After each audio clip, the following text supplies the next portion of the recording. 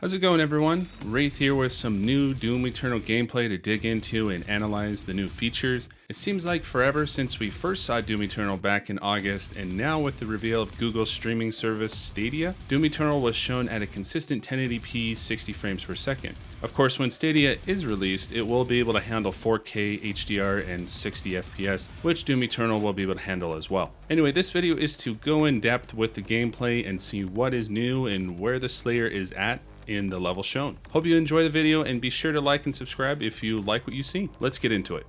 The gameplay is not of the best quality, as it was recorded by someone's camera recording a projector screen, but even then it's amazing to see. For what we can tell, it seems like the Slayer is on what's left of a UAC base, or it could be what is left of the base on Mars. He starts out with a heavy cannon and it has the micro missiles as the second modification. I believe I called this one on an earlier video of mine under why are the weapons different in Doom Eternal. If you haven't seen it yet, you should check it out in the description below. Anyway, the first demon he kills seems to be just a zombie, but when he kills it, on the left side it adds a codex entry and it seems to say something like Zombie Earth or something like that. I could be reading it wrong, but if that's right, then it could mean that there are different variants of zombies of that type.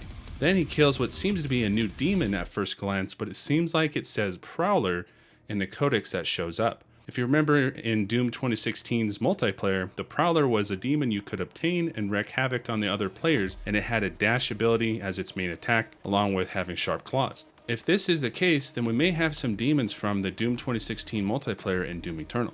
Here we can see the rocket launcher is a little bit different from the first reveal of it back in QuakeCon. It now has some more details to it, has a chain on top of it, and has a bigger opening where the rocket is loaded up. There's also some different symbols on the side of it, and you can see a demon skull that almost resembles a marauder. This could be the updated version of it, or it could be the second modification. The next thing we can see is what looks to be an Argent booby trap of some kind. No idea what the reasoning for this is, but you do see a lot of them in the gameplay. Moving on, you can see that the planet seems to have a giant hole in it that was either from the BFG 10,000 or something else that exploded from within the planet. If the BFG 10,000 did this amount of damage, then I'm thinking that the Phobos level from the first reveal is the level prior to this one. If you look closely enough, you can see a lot of green Argent energy in the hole and around the planet. The BFG uses green ionized Argent energy, so it would be very possible that it created the destruction. It could also be possible that the Doomslayer shot the BFG at Mars. Why though would the Slayer destroy Mars? Probably because there was a hell portal on the surface or wanted to end the UAC's research on the planet for good. Keep in mind, Samuel Hayden is still around and could have been tampering around with the Argent fracture where they would retrieve hell energy and to teleport to hell. Destroying Mars would end the need to worry about hell escaping from the planet and a way to possibly end Samuel Hayden if he was still on the surface. All in all, we don't know for sure that this is Mars, and it could even be a whole different planet or dimension. However, you can see a brown or reddish dirt on the ground and rubble, so that could be enough evidence of it being Mars. An interesting addition they added into the gameplay is that the Doomslayer now grunts when he takes damage.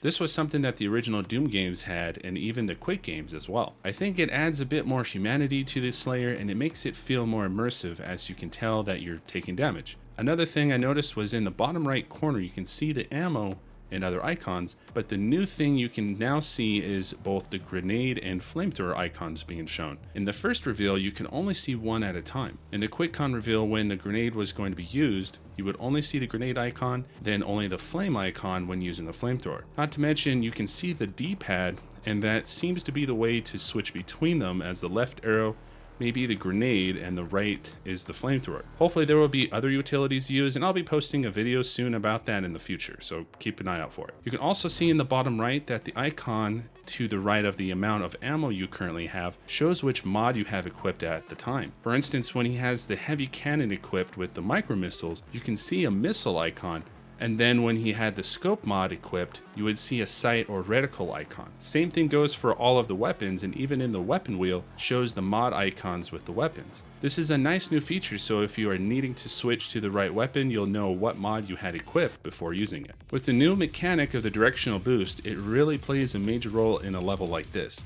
In the first reveal, we got a glimpse on how it works, but now with open maps like this, it really shows the importance of being able to move around and have more mobility in Doom Eternal. Here we see a yellow orb-like sphere that grants the Slayer a refill on the directional boost, allowing him to be able to get from one location to a far location with some assistance. It looks like the gargoyle-looking demons are in fact gargoyles. As you can see here for the codex, it looks like it says gargoyle. So I guess that settles what those winged demons are named. It looks like we still have those annoying shield-possessed soldiers, but at least the shield looks a bit better this time around. This time, we actually get to see how the extra life works in real time. The devs already explained a while back how they work, which basically helps you not to have a restart at the previous checkpoint, and to help reposition yourself by being invincible for a short time. I really like this new feature, and it will be really handy in tough situations like invasion and on higher difficulties. We got to see another new demon, and it looks a lot like something from the Quake series.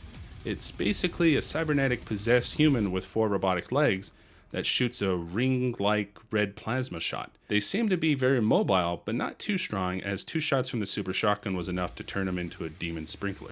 At the end of the gameplay, we see the Pain Elemental and 2 gargoyles spawn in and start attacking the Slayer. It then ends midway through the fight. I wish we were able to see more, but I'm willing to bet we'll see more of it in either PAX or definitely at E3, as Bethesda confirmed Doom Eternal will be the main focus on their panel. Other than that, there was a lot to look into this gameplay and find some things that are new and polished from the last reveal. It's really nice to have some fresh gameplay and talk about new things. I hope you all enjoyed my analysis of the gameplay and hope you stick around to see more videos on the Doom universe and other cool things as well. Please like and subscribe, as it helps me out a ton, and be sure to share this video so we can get it out there more and to be seen. Also be sure to follow me on my Instagram and Twitter accounts at RipNtear Gaming. You guys are awesome like always, and until next time, don't forget to rip and tear.